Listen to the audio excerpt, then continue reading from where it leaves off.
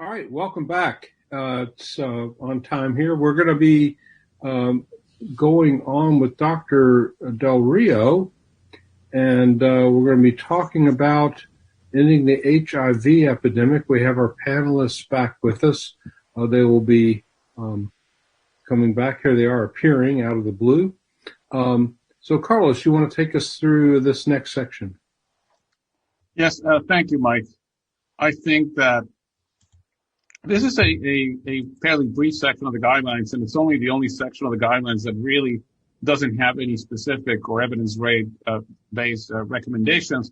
But I think it's also an important section of the guidelines because it does give, it does help us understand how do we as clinicians can impact public health and can impact what are the lofty goals of trying to end the epidemic. And I think this all started really because we understood that undetectable is untransmissible, and you can actually prevent the transmission of HIV. So we're going to have a couple of, I will say, questions, topics to address and talk about. So I'll start with you, Paul Volberding. Can you tell us about what the UNAIDS 9090 initiative is, and where do we stand with it? We got you muted, Paul. Paul, you're muted. Not making much sense. Sorry. Thanks, Carlos. As you said, we now have the tools, including U equals U, also PrEP, to effectively end the epidemic. And the UNAIDS in 2016, I believe it was, set out the 90-90-90 goals for various components of a number of percent of people who knew they were infected, number of people on ARV, number of people who are virally suppressed. Unfortunately, as these goals are often pretty ambitious, they're not going to be met at the end of 2020, which is when they were targeted. And I'm sure we'll talk more about it, but I think the COVID pandemic throws another wrench into this in terms of access to medical care and many other things. But we are making progress. The UNAIDS came out just a month or so ago with a summary that's really useful to read. I looked at it today, and it's in our paper as well. And this is a point that we'd like to get to 90% of people living who are virally suppressed. We're not there, 59%, but that's a huge gain from where we were when these goals were articulated. So I think this kind of approach from international organizations is super important. Yeah, and I think what you can see in this graph is that we still have 5.4 million people to get an antiretroviral therapy and suppress in order to reach this goal. I mean, it's still a ways to go. But as you say, this goals were put together when there wasn't the idea of access. PrEP wasn't existent. We do know from the universal test and treat studies that actually, when this is done, we can actually achieve this degree of viral suppression. You can see in SEARCH and other studies, over 75% virally suppressed individuals. So this can be done. And if you do that, you don't stop the epidemic, but you can reduce incidence by, 20 to 30%, which is not insignificant. If you reduce incidence by 30%, it would not be insignificant. So who wants to just tackle how does it move into 95, 95, 95, and how does PrEP fit into this? This is Raj. I mean, obviously 95 refers to going up by 5% on each of those measures, the diagnosis of people with HIV, the treatment of people with HIV, and the viral suppression. I mean, I think one of the key facts here is, do we need to also then incorporate adjunctive measures like pre-exposure prophylaxis? We know that here in the U.S., not everyone by any means who would benefit from PrEP is on it. And in the U.S., that in part has to do with cost. It has to do with access to care. It has to do with just, providers bringing this up and providing PrEP. But I think there are pilot projects in research-limited settings that have really shown the ability to bring people onto PrEP and add that as an adjunct. I feel, Carlos, that you may have even written about this topic, and you might want to give your thoughts on the role of PrEP in terms of getting us to zero. Yeah, well, we'll be certainly talking more when we talk about pre-exposure prophylaxis, but without doubt, we have made a significant improvement globally in PrEP, but we're nowhere where we need to be. And in the U.S. as well, I think among black men, we've done a very good job. We haven't done a good job among, African American men, among Hispanic men, and certainly among women to increase PrEP uptake the way we should. And again, when we talk about the COVID section, clearly it's another area that we're all concerned with COVID and what the impact is going to be. But I do think that these are important goals, lofty goals, but achievable goals. And it's good to have goals because, again, it drives initiatives, it drives programs, it drives policy. And, imagine if we had said, oh, we're not going to address the HIV epidemic that we've done with COVID, then if you don't have goals, everything goes crazy. But it is actually this administration, the Trump administration, that last February came up with an End the Epidemic initiative for the United States. So I want to talk a little bit about that and what that is. Mike, you were pretty involved in making this. So, Mike, you want to say something? Can you get off the mute? Yeah.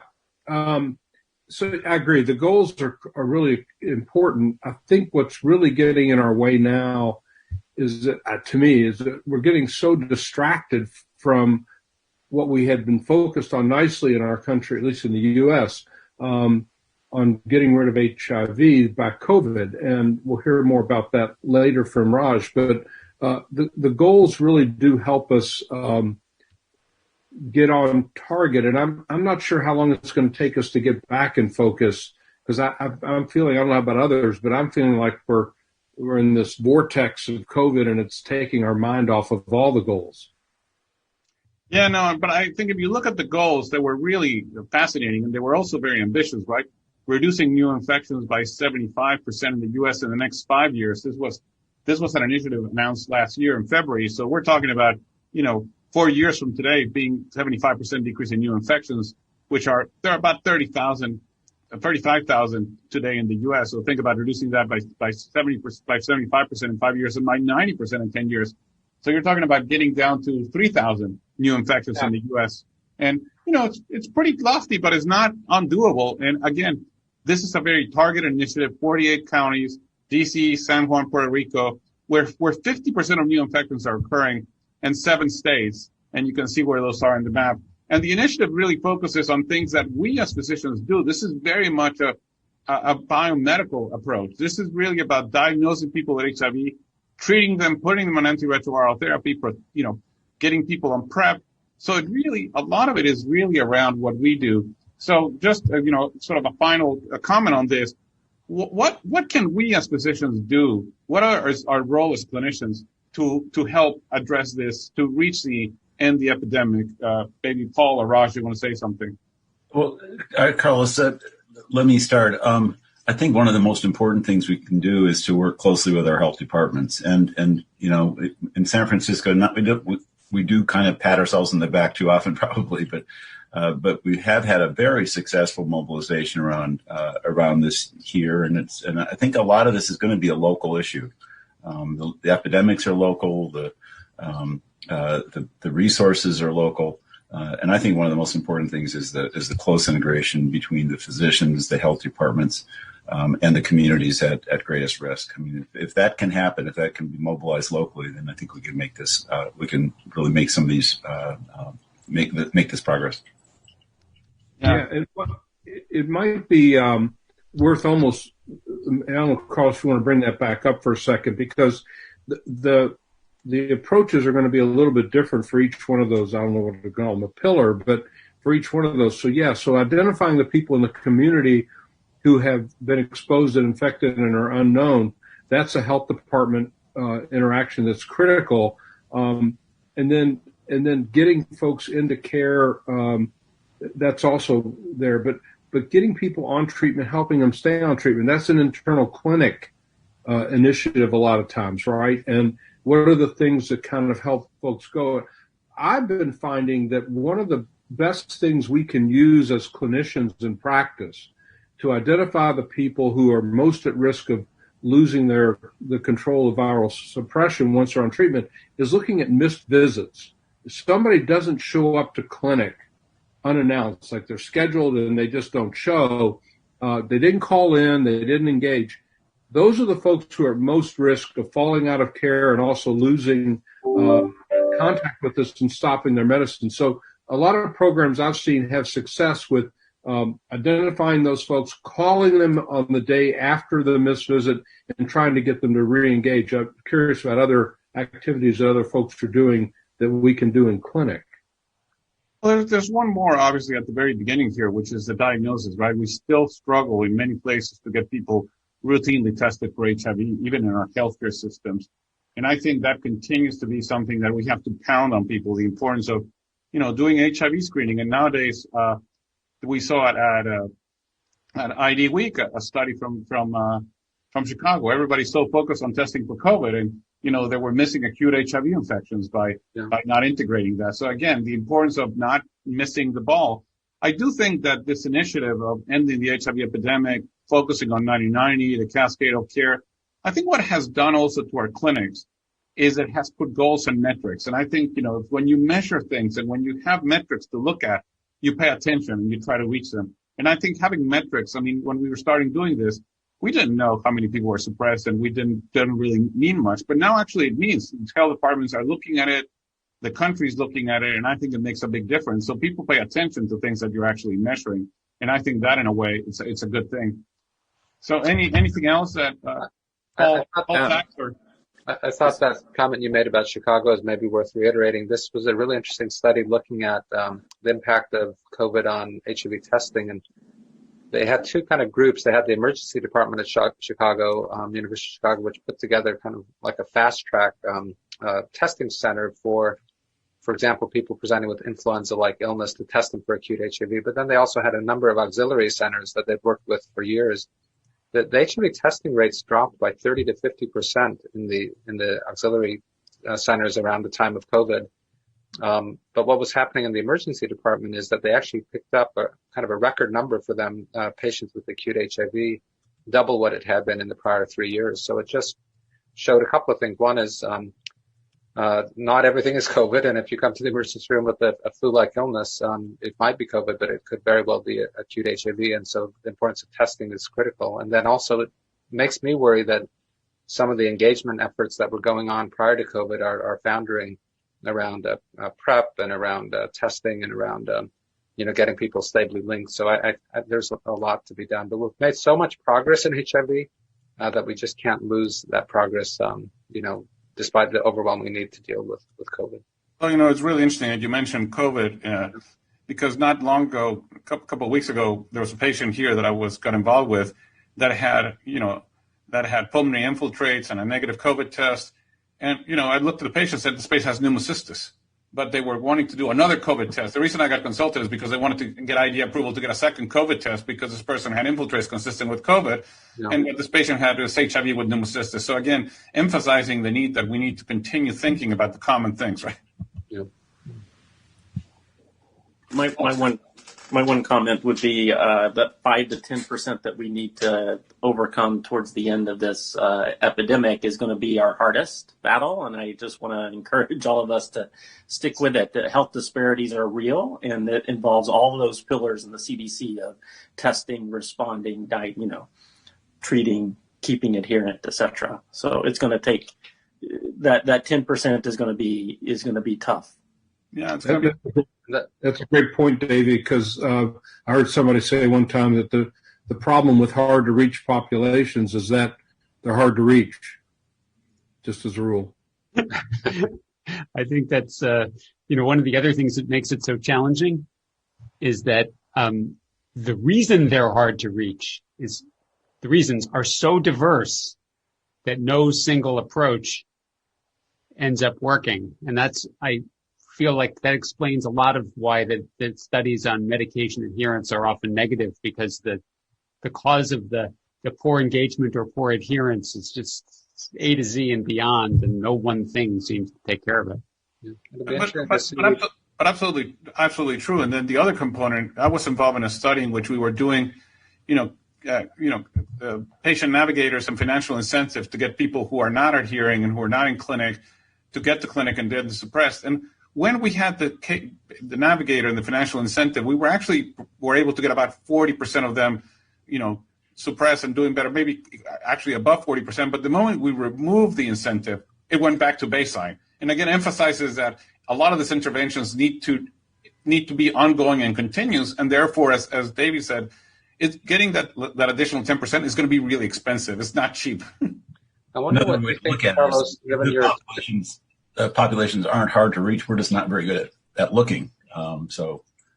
People obviously have medical approaches to a lot of things, but I wonder if you think Kabbategave or rilpivirine will make a substantial difference in people who have had trouble adhering to oral antiretroviral therapy. The ACT is studying that, but do you think in your mind that will make a difference? I think, it's being studied. The ACTG through the Latitude study is looking at that. And I think it's really actually a very exciting study because that's a really important question to answer. And I would say that we need the answer to that question. It's a really important question that it may actually be a difference. But I think Paul, you're absolutely right. I don't like the term, hard to reach populations. I like the term hardly reached populations because that's what we do. We don't reach them, Yep. As somebody said to me, one time somebody said, look, I'm an African-American person, I am one of your hard-to-reach populations, yet I'm here with you. So I think we need to remember that hard to reach is actually a misnomer, and what we need to do is figure out the community approaches and the other things we need to do.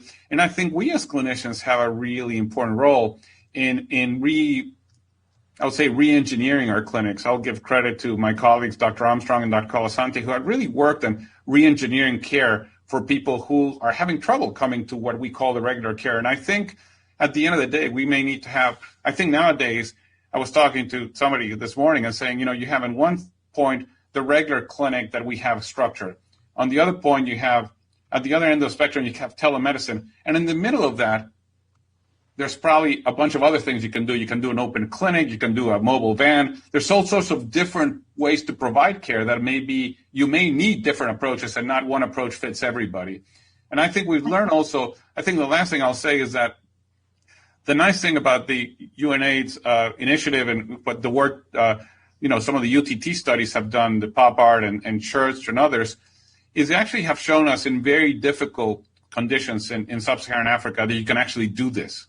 And I think there's a lot of lessons from sub-Saharan Africa that we can then bring to our country about how to implement these programs and how to do it appropriately. And I think that South-North collaboration actually may get us a lot of this. I mean, I think that in Africa maybe it was easier because there was nothing there, so you can build it from the get-go, right? You can start building it to start. Here we have a model, and we're trying to fit things into that model as opposed to saying, okay, we have nothing, let's figure out what we need to do.